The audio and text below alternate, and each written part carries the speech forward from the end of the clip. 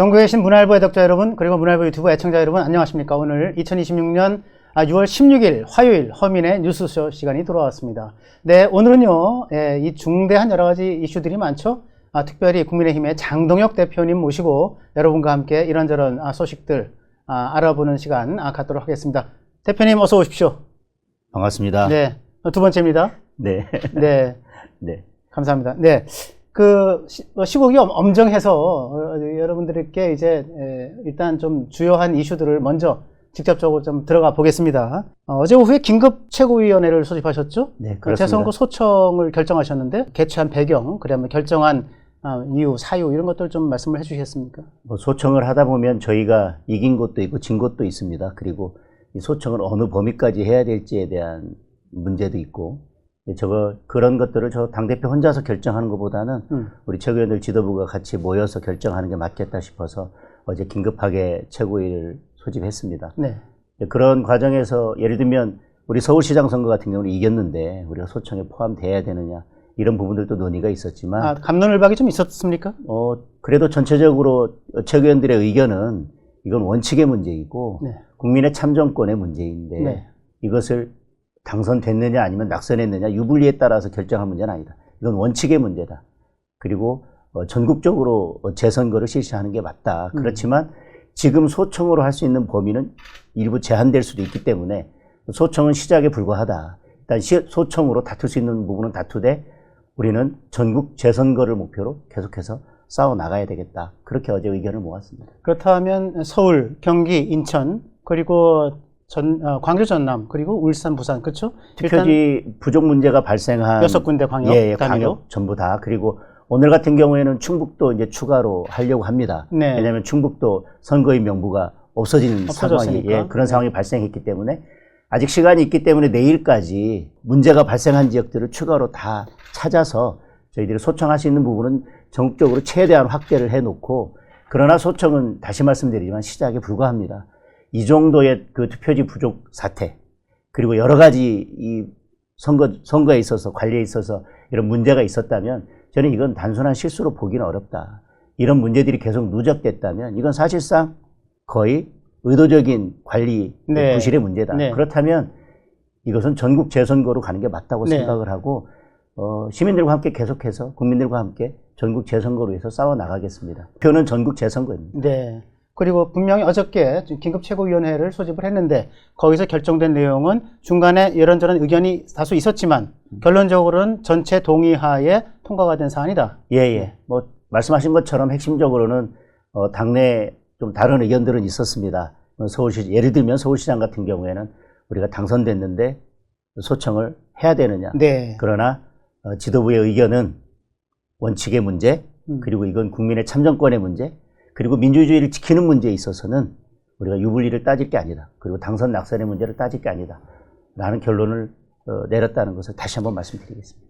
일부에서는 이제 의총 결의가 없이 진행된 것에 대해서 좀 문제가 있는 거 아니냐 이런 지적이 나오기도 하는 것 같은데 어떻게 생각하십니까?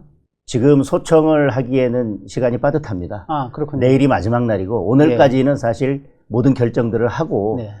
진행을 해야 되기 때문에 저는 최고위에서 그 정도 의견을 거쳤으면 큰 문제는 없다고 생각을 합니다. 물론 의총을 거쳐서 다른 의원님들의 의견까지 전부 다 수렴을 했더라면 좋았겠지만 저는 최고위의 논의를 통해서 충분히 여러 의견을 들었다고 생각하고 네. 의원님들께서 다른 의견을 가진 의원님들도 계시겠지만 저는 의총을 열었다 하더라도 원칙을 지키고 나아가야 된다는 하는 것에 대해서 많은 의원님들께서 저는 동의해 주셨을 거라고 생각합니다. 네, 이 재선거 문제에 대해서는 그 국민 여론이 꽤 높은 걸로 알고 있습니다. 혹시 그 청년층의 재선거 지지율, 네, 여기 보시면 지방선거 전면 재선거 주장 2030 청년 세대인데요. 찬성한다가 67%가 되죠. 예, 그리고 20대가 67%, 30대가 62%, 반대는 26에서 33%. 이 청년들의 이 재선거에 대한 이 찬성률이 높은 이유, 뭐라고 혹시 생각을 하십니까? 직관적인 문제인 것 같습니다. 네. 예를 들면 이게 수치가 어떻게 됐다, 투표함이 어떻게 됐다라고 하는 거는 복잡하고 어려운 문제인데, 네. 투표장에 갔는데 투표지가 부족해서 투표를 할 수가 없다? 그리고 투표를 하는 중에 계속해서 개표 결과는 나오면서 계속 이런 투표를 계속 진행한다? 이게 민주주의 국가에서 있을 수 있는 일인가? 주권자는 주권을 행사하기 위해서 갔는데 국가는 맞습니다. 그 준비할 준비가 안 돼 있다는 거죠. 네. 이건 뭐 이 직관적으로 봤을 때 민주주의 국가에서는 도저히 있을 수 없는 일이라고 생각하고 우리 2030이 가장 중요하게 생각하는 가치 중에 하나가 공정인데 이건 선거의 공정이 깨졌다라고 생각하는 것 같습니다. 네. 저희 아들의 경우에도 이제 대학생인데 네. 이 문제를 딱 보더니 그냥 직관적으로 딱 한마디 하더라고요. 그동안은 뭐 이런저런 이야기가 있을 때 좀 판단하기 어려웠는데 투표용지 딱 부적 사태를 보니까 아 문제 있다. 이거 좀 부정선거 맞는 거 아닌가라고 이렇게 반응하는 걸로 봤을 때 그거는 그냥 매우 직관적인 겁니다. 이 정도면 이거는 뭐 부실인지 뭔지는 모르겠지만 이건 선거 무효다. 이런 일은 있을 수 없다. 그렇군요. 네, 민주국가에서는 이런 선거 시스템은 있을 수 없다라고 직관적으로 느끼는 것 같습니다. 아까 어떤 말씀을 해주셨는데 서울시장 선거 결과도 포함시키는 것을 보고 당내에서는 아니 이긴 선거인데 왜 이런 얘기가 있었고 한편으로는 또 김용태 의원 같은 경우에는 오세훈 시장을 흠집내려는 것 아니냐라고 했는데 뭐 원칙의 문제이니만큼 이거는 그런 문제가 아니다라고 보시는 거죠? 오세훈 시장을 흠집내려고 한다라고 하는 의견에 대해서는 저는 매우 유감스럽게 생각합니다. 네. 그리고 지금 이런 당내 문제에 대해서 내부로 목소리를 내는 의원들 중에 특히 젊은 청년이라고 하는 의원들 중에 민주당과 싸울 때는 사실은 목소리를 내지 않다가 당내 문제만 생기면 늘 이런 목소리를 내는데 저는 김용태 의원에게 가서 올림픽공원에 가서 청년들에게 이야기해보라고 하고 싶습니다. 네. 우리가 서울시장 선거는 이겼기 때문에 네. 이건 우리가 다투지 않겠다. 싸우지 않겠다.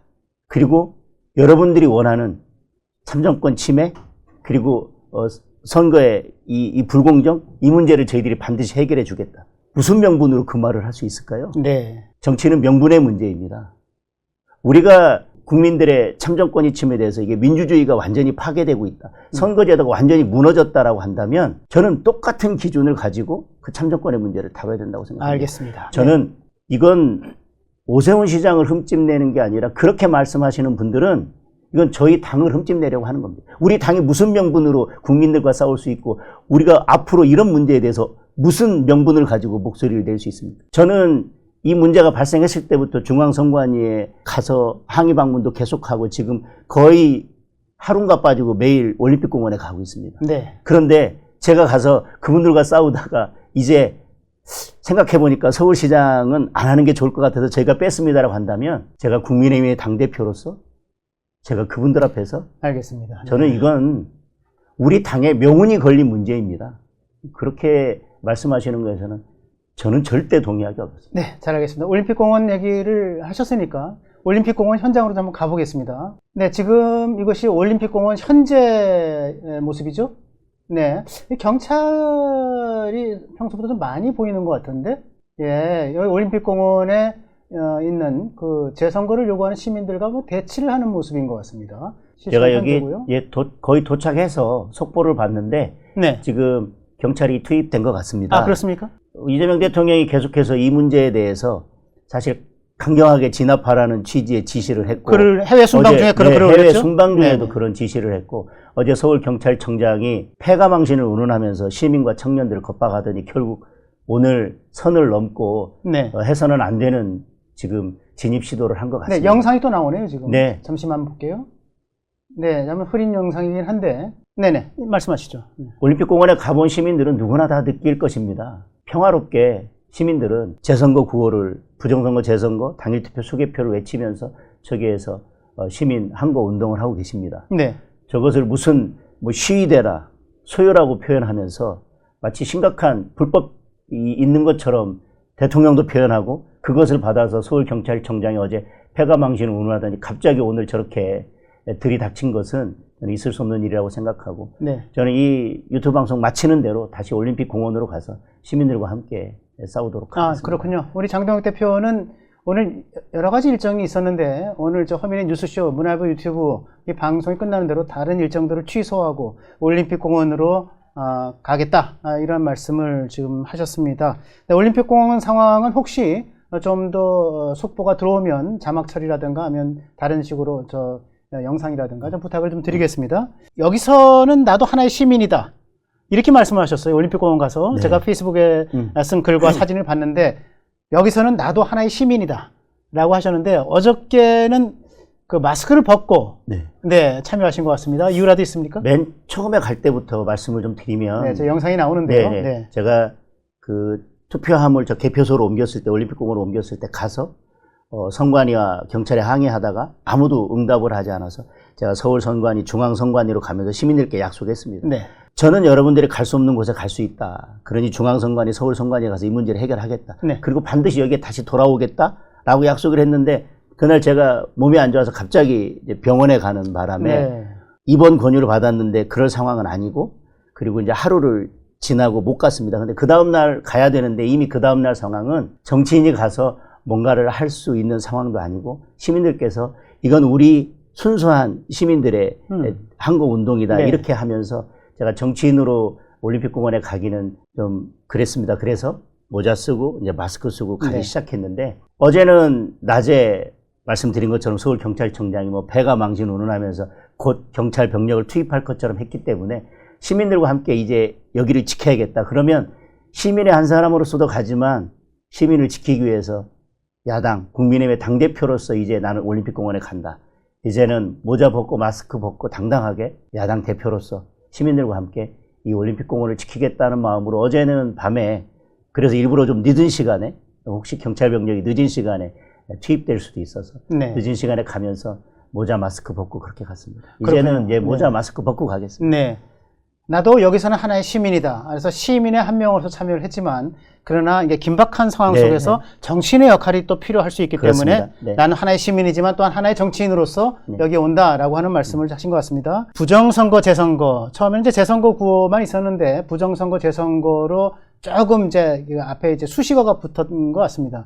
기존의 부정선거론과는 뭐 어떻게 같습니까? 다릅니까? 어떻게 봐야 됩니까? 저는 이제 용어 사용을 가지고 일부 언론에서는 지금 시민들의 이런 순수한 저항 운동에 대해서 폄훼하는 것 같습니다. 음모론으로 몰고 가는. 음모론으로 네. 몰고 가고 하는데 항상 음모론이 근데 사실 프레임 전쟁인데 그걸 만드는 거는 무슨 이야기를 듣는 것조차 싫을 때 입틀막을 하기 위해서 프레임을 가지고 음모론을 네. 만드는 건데 이것은 어떤 용어를 쓰든 시민들이 가리키는 것은 명확합니다. 투표용지 부족입니다. 네. 그래서 내 참정권이 침해됐다는 겁니다. 네.